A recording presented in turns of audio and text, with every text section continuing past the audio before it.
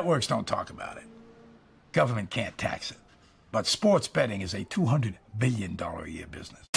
That's a major U.S. Supreme Court ruling that could open the door for legalized sports betting all across the country. The Supreme Court is giving the green light for states to determine on their own whether they want to legalize sports gambling. Tell Donahue his next pick is good for 20 grand, but I need him to guarantee a win, okay? I need a lock. He's not that fucking good. No, Tommy, he has to. All right, he has to, or else they're going to kill me. Do you realize this, Tommy? They're going to fucking kill me. I can't afford to gamble anymore. I need a fucking lock. And locks we shall have. Good Wednesday morning. It is March 12th. Welcome into Lock Talk. Jake O'Kane with you, ready for some Wednesday conference tournament week action. For those of you that tailed yesterday, I kind of mentioned it on stream. We were going to run into one of those days. We were hitting it too hot as we went. Last night, we get the water poured on us. 1-5, terrible, terrible evening. Had two bad beats that could have went either way. So 1-5 easily could have been a 2-4 or 3-3 kind of day. Hard to say, but those days kind of happen. That's why we bet. Tonight we have plenty of action. Today is really the kickoff. There were some day games yesterday, but today they really, really hit it hard. I was just going to run through this just to give kind of an idea. We've got 11 o'clock, 11:30, 11 o'clock again. I believe there's a 10:30. There's a 10:30 game, Richmond and Davidson. It is a 10:30 tip in the A10 today in Washington, D.C. There's just basketball all day, basically from start to finish. If you can't find any action today, you have a serious problem. You probably just don't like the sport. So I'm going to hop in. I do have 8 plays for tonight. We're going to roll this backwards. I'm going to start with the late games and move into the early afternoon action last. But before we do, got to talk about our guys over at Lock Talk. Big shout out to Joey and the gang. I am back on the app as of yesterday. I realized, posted all my shit yesterday. My Wi-Fi at home is just not cooking with me right now. It's been great for streams, but it's like the second the day actually starts, the Wi-Fi cuts out. Yesterday, I was absolutely battling it with the streams for games, and I was battling it with the Lock Talk app. So today, do plan on being back on the app. I went on this morning, was monkeying around with it, so it's definitely up and running today. Make sure you check that out. Google Play Store, App Store, good place to talk some shit, grab some knowledge during March Madness. All right. Without further ado, let's talk about today's game. We're going to start tonight. UC Santa Barbara over 74 against UC Bakersfield. I'm rolling with the Gauchos, one of the country's best shooting teams. These guys slash 47, 39, 76. That works for anybody. They rank 76th in offensive rating, and they score efficiently. They don't turn the ball over very much. They assist at a high rate for those nerds like me that love the assist to turnover ratios. You love these guys. They cleared the number with ease in their first 2 matchups with the Roadrunners. Somehow their shooting even gets better. It's pretty much par for the course. Bakersfield's lineup finds himself losing these smaller Santa Barbara. Bakersfield does a good job. They got guys that are 6'3", 6'4", 6'5", 6'6". The problem are you're playing 6'1" and 6'2" and 6-foot guards that are flying around the floor and that have shot 23 of 42 from 3 in 2 games. That's 55%. That's 20 higher than even already a bad season mark that they're allowing, 35% from opponents this season. It's just all part of their defensive issues. They rank near the bottom third nationally in just about every major category. Like I said, the total in this one is sitting at 73.5 with a ton of juice. I'm going to play it at 74. Found a little bit better price there. I don't mind the hook in that situation. Moving backwards, Florida A&M plus 4.5 against Jackson State. The Rattlers. This is a ballsy move by Vegas. Give the second best against the spread team in the country 4.5 points in a win-or-go-home spot against a team that they've beat outright twice this season. And we don't need them to beat them 3 times. We just need to keep it close. And you're looking at a Jackson State team, one of the worst free throw shooting teams in the country, shooting barely north of 31%. That bad shooting's bled to the 3-point line as well. 2 games against State this year, they've shot only 6 of 32 from distance for a team that really does rely on the 3-point shot. I completely understand the casual eye here. FAMU, ugly pick, but I'm going to do it. I'm going to do it. FAMU plus FAMU, I believe that was the home of Chad Ochocinco, if I remember correctly, or Chad Johnson, as it was back in the day, the male stripper local for Florida A&M.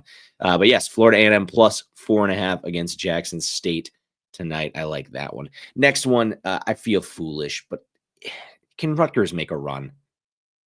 Can Rutgers make a run in the Big Ten tournament? If anyone's set up to be the dark horse, it is them. They've snuck under the radar. They covered 4 of their last 5 games down the stretch. You draw a pretty good matchup with USC in your first matchup. You bested the Trojans about 2 weeks ago.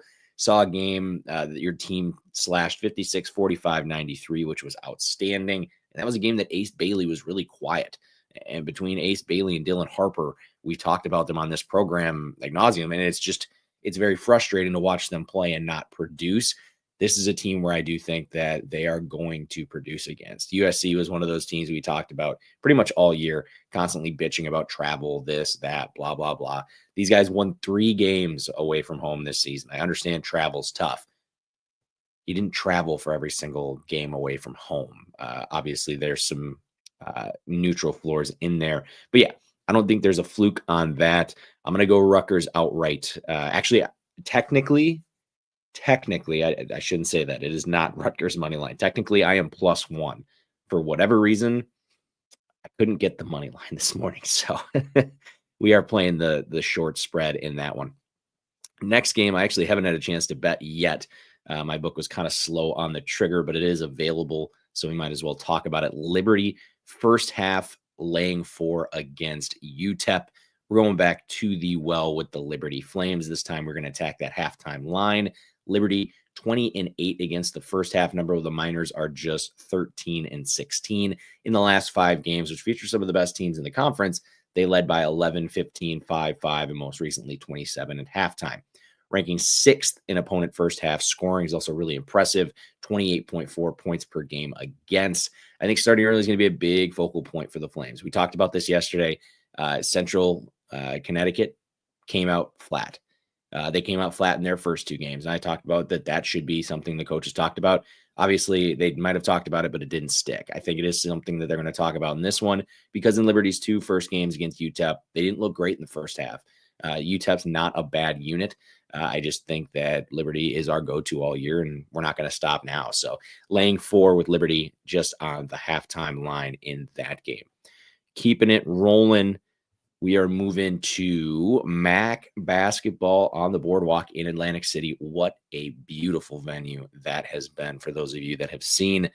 They're playing it in, I believe, the convention center.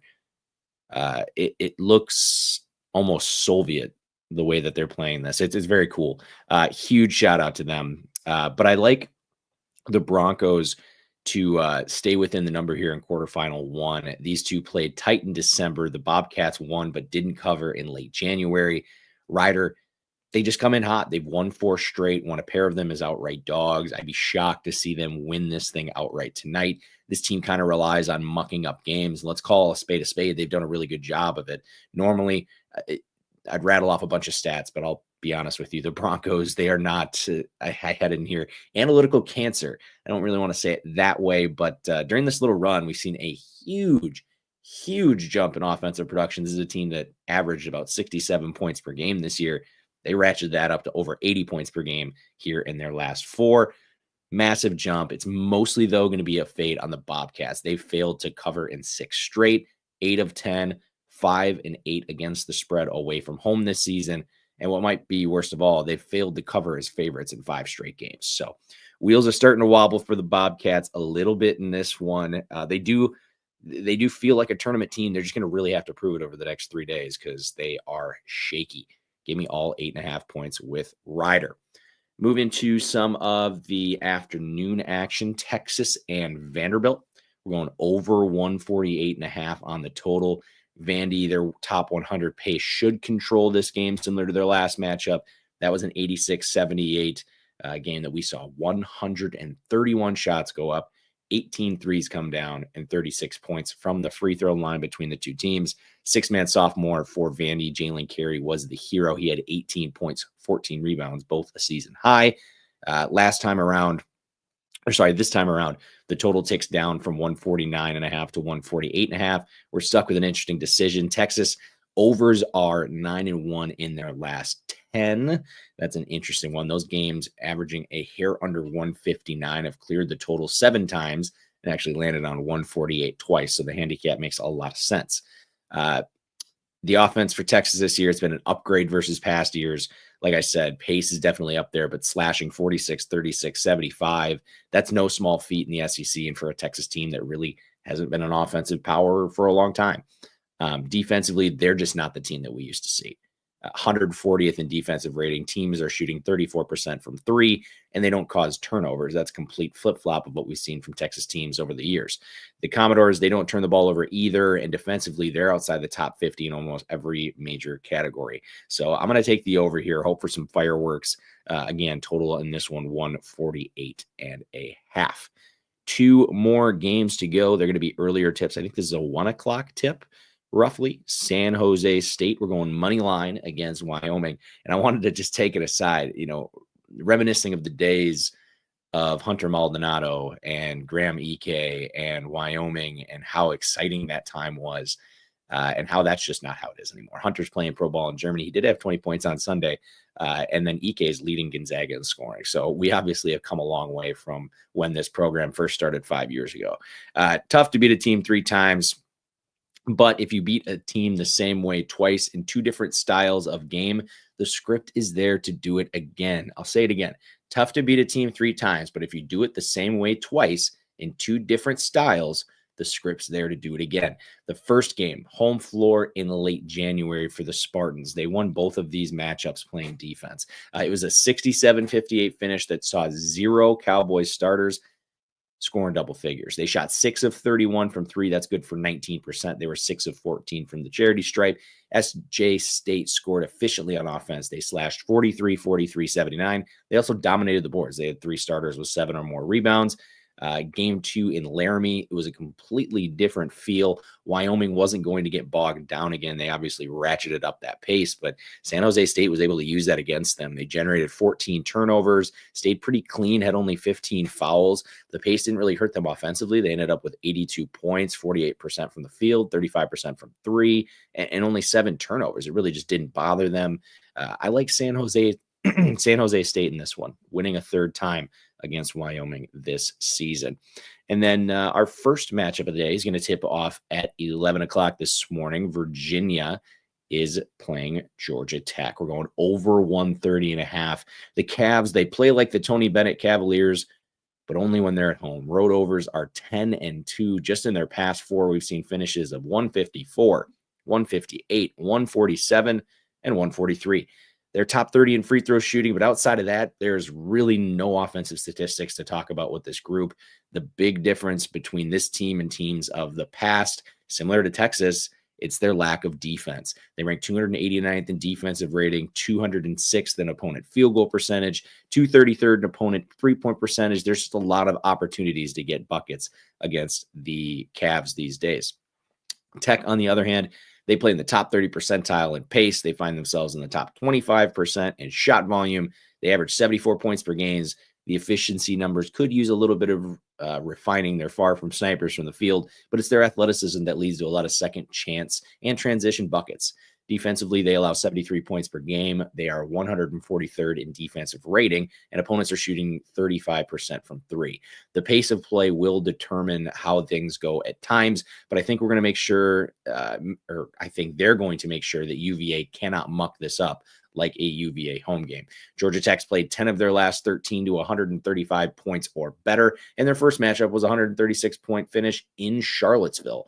I like this thing starting off with an over. I know that's kind of playing with fire, but that's how we're going to roll it. So Virginia, Georgia Tech over 130.5. San Jose State money line against Wyoming. Texas Vandy over 148.5. Rider plus 8.5. Liberty first half laying 4. Rutgers money line. Florida A&M plus 4.5 against Jackson State. And we're wrapping it up with UC Santa Barbara over 74 against UC Bakersfield. Went just over 15 minutes today. We're going to have more action coming tomorrow as we just keep it rolling. Appreciate you for hopping in, and we will talk to you later. Stay sharp. Good luck. Talk to you tomorrow.